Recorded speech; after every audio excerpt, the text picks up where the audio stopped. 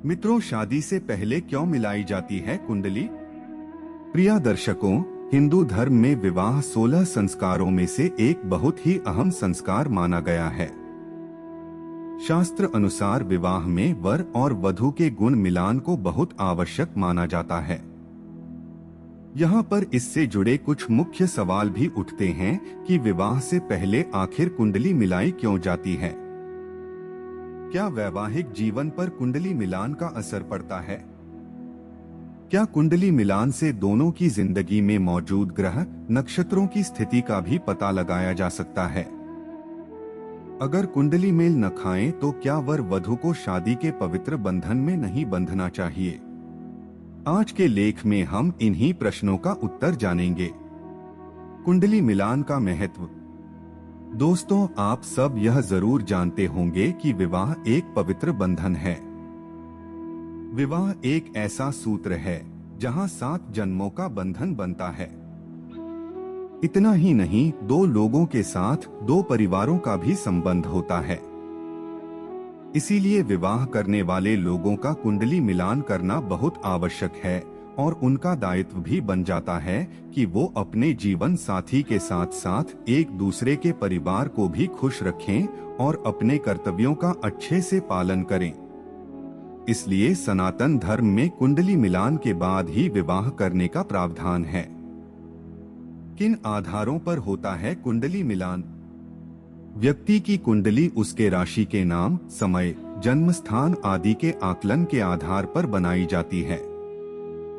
यहाँ तक कि कुंडली मिलान से यह भी बताया जा सकता है कि लड़का और लड़की विवाह के पश्चात एक दूसरे के लिए भाग्यशाली होंगे या नहीं, दोनों का जीवन सुखद व्यतीत होगा कि नहीं, या फिर सरल शब्दों में कहें तो एक के ग्रह दूसरे के ग्रह पर क्या प्रभाव डाल सकते हैं और उसके परिणाम क्या होंगे। विवाह के लिए 2 लोगों के 36 में से कम 18 गुणों का मिलना आवश्यक होता है। लड़के की कुंडली में किन बातों का रखें ध्यान? विवाह से पहले जब 2 लोगों की कुंडली मिलाई जाती है तो लड़के की कुंडली में पुनर्विवाह योग, विधुर योग और मार्ग भटकने का योग अवश्य देखा जाता है। पुनर्विवाह विवाह योग में कुंडली के द्वारा यह देखा जाता है कि लड़के के जीवन में एक से अधिक विवाह न हो।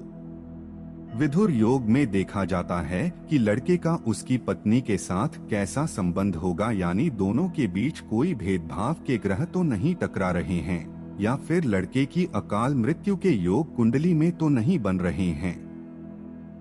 मार्ग भटकने का अर्थ है कि लड़का भविष्य में गलत आदत जैसे झूठ बोलना, शराब पीना जैसी गलत आदतों का अनुसरण न करें, क्योंकि ऐसा करने पर वधू का जीवन बहुत परेशानियों से भर जाता है।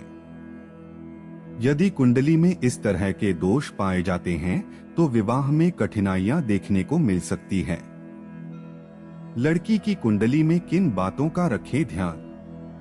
लड़की की कुंडली में भी अकाल मृत्यु के ग्रह नक्षत्र को अच्छे से देखना चाहिए।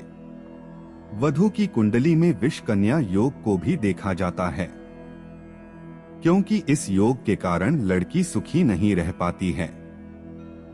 उसके जीवन में दुख और दुर्भाग्य उसका पीछा नहीं छोड़ते हैं। लड़के की तरह लड़की की कुंडली में भी पुनर्विवाह योग को देखा जाता है। अगर लड़की की कुंडली में एक से अधिक विवाह का योग बन रहा हो तो इसके समाधान के लिए लड़की का विवाह पहले किसी वृक्ष से कराया जाता है, जिससे इस दोष को दूर किया जा सके। गुणों का कैसे होता है विश्लेषण?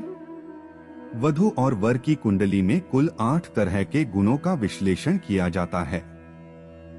इन गुणों की क्रम संख्या के आधार पर इनका अंक माना गया है। जैसे पहले गुण का अंक 1 है, दूसरे का 2 और इस प्रकार सभी अंकों का योग 36 होता है। इसीलिए कुल मिलाकर 36 गुण होते हैं। 36 गुणों का आकलन करके ही विवाह निर्धारित किया जाता है। कुंडली मेल न खाए तो दोनों में से किसी एक की कुंडली में भी दोष होने पर व्यापार और धन में भारी नुकसान हो सकता है। शारीरिक संबंधों को लेकर भी दोनों के बीच दिक्कतें आ सकती हैं। लड़का और लड़की के बीच विवाहित जीवन में लगातार लड़ाई और बहस जारी रहती है। कुंडली में कोई दोष होने पर संतान सुख भी नहीं मिलता है, भले ही वर और वधू दोनों स्वस्थ क्यों न हो। तो दोस्तों, आज के लेख में हमने जाना एक गठबंधन तय करने से पहले कुंडली और सितारों का अध्ययन करना क्यों बहुत जरूरी होता है, क्योंकि रिश्ते में मौजूद किसी भी तरह के ग्रह दोष को सटीक रूप से निवारण किया जा सकता है। मित्रों, और अधिक रोचक जानकारियों के लिए वेदांता से जुड़े रहें। मित्रों, यह प्रस्तुति आपको कैसी लगी, कृपया अपने विचारों को कमेंट बॉक्स में जरूर व्यक्त करें। अगर वीडियो अच्छी लगी हो तो वीडियो को लाइक करें और अपने मित्रों व सगे संबंधियों के साथ जरूर साझा करें। चैनल को जरूर सब्सक्राइब करें, हम ऐसे ही वेदांत आपके सामने लाते रहेंगे। तब तक के लिए ओम तत्व सत्य।